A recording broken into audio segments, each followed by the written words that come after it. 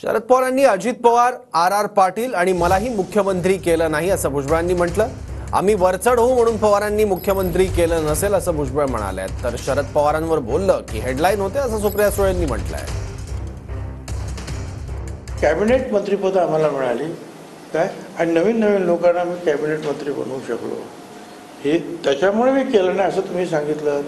बरं, पण मला स्वतःला असं वाटतं की पवार साहेबांच्या मनात असं असेल की आपण कुणालाही जर मुख्यमंत्री केलं तर ते आपल्यावर चढ होतात, वरचढ होतात, म्हणून कुणाला न केलेलं बरं.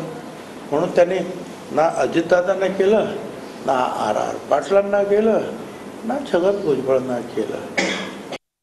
भुजबळ साहेबांनी पवार साहेबांना शिवसेना पवार साहेबांनी सोडली असं या राज्यात गेले 6 दशक काय होतं ते पवार साहेबांमुळेच होतं. यार पवार साहेबांवर बोलल्याला हेडलाईन होते ना, मग तुम्हाला काय प्रॉब्लेम आहे? ते होऊ ना, हेडलाईन जरा काय प्रॉब्लेम आहे का? सशक्त लोकशाहीमध्ये आम्ही जसं बोलतो तसं ऐकायची ताकद आमच्यात असली पाहिजे ना, म्हणून तर ती लोकशाही आहे.